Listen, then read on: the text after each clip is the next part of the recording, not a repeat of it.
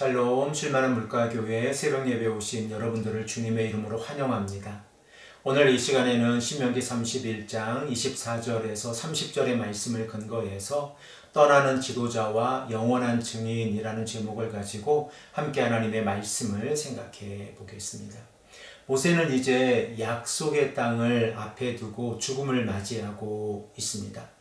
자신이 떠난 후에도 모세는 언약의 공동체가 하나님의 말씀 가운데에서 살아가기를 간절히 소망하면서 마지막 권면의 말씀을 남기고 있습니다.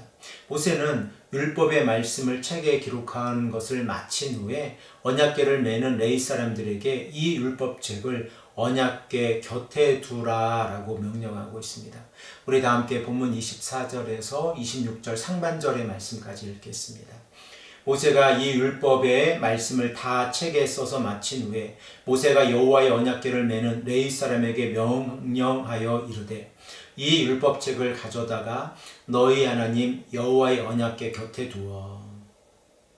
우리가 잘 알고 있듯이 언약궤 안에는 십계명의 두 돌판이 기록되어져 있습니다. 그리고 모세는 그 곁에 자신이 기록한 율법책을 놓으라라고 말씀하고 있는데, 이 모습을 우리가 생각해 보면 십계명이라고 하는 가장 중요한 하나님의 통치 원리가 기록되어져 있고, 그 옆에 구체적인 삶의 지침이 해설서로서 기록되어져 있는 모습입니다. 신명기 신학에 있어서 율법은 단순히 규칙의 모음이 아닙니다.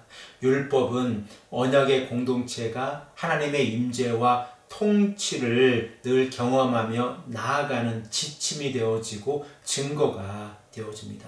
그러므로 비록 모세는 이 땅에서 죽음을 맞이하지만 언약의 백성들은 기록된 율법책을 근거해서 그들의 삶의 방향을 전하고 나아가야 합니다. 사랑하는 성도 여러분, 우리들의 모습도 동일하지 않습니까? 우리가 하나님의 말씀이 우리들의 삶의 지침이 되어진다고 하는 것은 단순히 이 땅을 살아가는 규칙을 의미하는 것이 아닙니다. 이 땅에서 언약의 백성으로서 하나님의 말씀에 어떻게 순종하며 나아가야 하는 지침이 되어지고 우리에게 말씀이 되어질 때에 우리는 그 말씀에 순종함으로 나아갈 수 있습니다. 본문 26절 하반절의 말씀에서 27절의 말씀을 보면 이 말씀이 증거가 되어질 것이다 라고 말씀하고 있습니다. 우리 다 함께 이 말씀을 읽겠습니다. 너희에게 증거가 되게 하라. 내가 너희의 반역함과 목이 곧은 것을 아나니 오늘 내가 살아서 너희와 함께 있어도 너희가 여호와를 거역하였거든 하물며 내가 죽은 후에 이르랴. 모세는 이 말씀이 언약의 백성들에게 증거가 된다라고 말씀하고 있는데, 이 증거는 단순히 언약의 백성들에게 복을 약속하는 증거만을 의미하는 것이 아니라 언약의 백성들이 하나님의 말씀을 어겼을 때에 그들의 죄를 고발하는 증거가 되어지고, 그들이 하나님 앞에서 반역하였을 때에 그들의 심판을 증거하는 증거가 되어질 것입니다. 그러므로 모세는 언약의 백성들을 향하여 반역함의 목이 곧은 것을 이미 알고 있다라고 말씀하고 있습니다. 자신이 살아있을 때에도 언약의 백성들은 끊임없이 여호와 하나님을 반역하고 하나님의 말씀에 순종하지 아니하며 나아갔습니다. 그러므로 자신이 죽은 이후에도 언약의 백성들은 이러한 모습으로 살아갈 것을 미리 알고 있다는 것을 모세가 명시하고 있습니다. 이러한 모습을 생각해 보면 율법은 인간의 마음 속에 자리 잡은 죄의 성향을 비추는 거울이 되었습니다. 우리가 거울을 통하여 우리 자신의 모습을 바라보듯이 율법은 우리 마음 안에 있는 죄악을 드러내는 거울이 되어진다고 하는 사실입니다. 그 거울을 바라보았을 때 우리가 선택해야 하는 것은 그 거울 속에 자신의 죄악을 인정하는 것이 아니라, 그리고 또 그 죄악대로 살아가도 된다고 우리의 삶을 타강화시키는 것이 아니라 그 죄악에서 돌이켜 여호와 하나님께 나아가는 것이라는 것을 우리가 다시 한번 생각해 보아야 합니다. 본문 28절에서 30절의 말씀을 보면 모세는 모든 지파의 장로들과 관리들을 한자리에 모으게 하고 하늘과 땅의 증인으로서 그 역할을 하라라고 다 권면하고 있습니다. 우리 다 함께 이 말씀을 읽겠습니다. 너희 지파 모든 장로와 관리들을 내 앞에 모으라. 내가 이 말씀을 그들의 귀에 들려주고 그들에게 하늘과 땅을 증거로 삼으리라.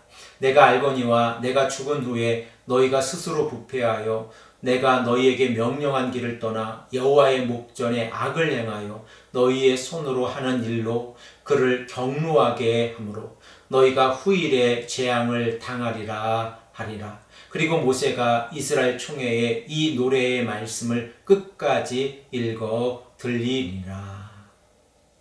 모세는 자신의 죽음 이후에 언약의 백성들이 스스로 부패하여 하나님을 떠날 것이라는 것을 예언하고 있고, 결국 끝날에는 재앙을 당할 것이다 라고 단언하고 있습니다. 모세가 이렇게 단언할 수 있는 것은 미래를 알아맞히는 어떠한 점수를 의미하는 것이 아니라 하나님의 말씀에 불순종하였을 때 나타나는 필연적인 인과관계로서 선지자적인 해석으로 언약의 백성들을 향해 말씀하고 있는 것입니다. 그러므로 언약의 백성들이 고난을 당하고 유배를 당할 때에 왜 우리가 이러한 고난과 유배를 경험하게 될 것인가 라고 스스로 반문하게 될 것인데, 그 반문에 답이 되어지는 것이 바로 모세가 기록한 말씀이라는 것을 우리가 다시 한번 깨닫게 되어집니다. 사랑하는 성도 여러분, 때로는 우리가 이 땅을 살아가면서 설명할 수 없는 고난을 경험하기도 하지만, 때로는 우리가 이 땅을 살아가면서 하나님의 말씀에 불순종함으로 인하여 겪는 고난이 있다는 것을 우리가 늘 기억해야 합니다. 언약을 저버린 삶의 결과가 하나님 앞에서 고난이라는 것을 생각해 보면, 우리가 날마다 하나님의 말씀에 순종하는 것이 얼마나 소중한지를 다시 한번 깨닫게 되어집니다. 우리는 신명기의 말씀을 읽어가면서 지속적으로 반복적으로 또한 다시 반복해서 모세가 강조하고 있는 내용이 언약의 백성들이 하나님의 말씀에 순종해야 한다는 사실입니다. 모세가 이렇게 강조해서 반복적으로 말씀하고 있는 이유는 우리들의 마음속에 있는 완악함 때문에 그렇습니다. 우리는 죄악에 너무나도 쉽게 넘어가는 존재들입니다.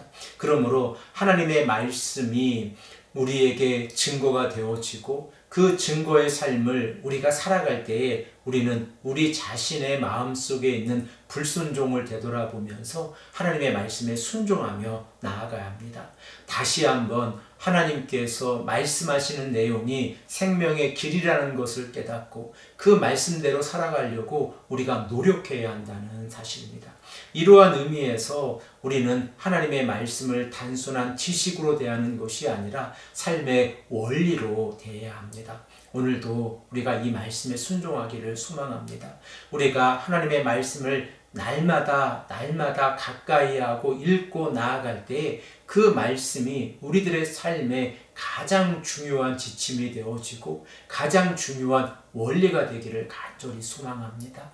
하나님께서 우리에게 이러한 삶을 요구하십니다.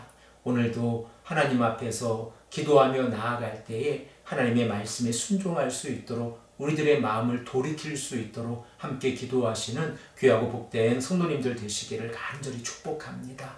함께 기도드리겠습니다. 아버지 하나님, 감사합니다. 오늘도 우리에게 말씀해 주셔서 우리들의 마음의 완악함을 다시 한번 회개하며 나아갑니다. 아버지 하나님, 우리가 이 땅을 살아가면서 죄악에 우리의 몸을 내어주지 아니하도록 인도해 주시고, 오직 하나님 한 분만을 올바르게 의지하며 나아갈 수 있도록 인도하여 주시옵소서. 감사드리며 사랑이 많으신 예수 그리스도의 이름으로 간절히 기도드립니다. 아멘.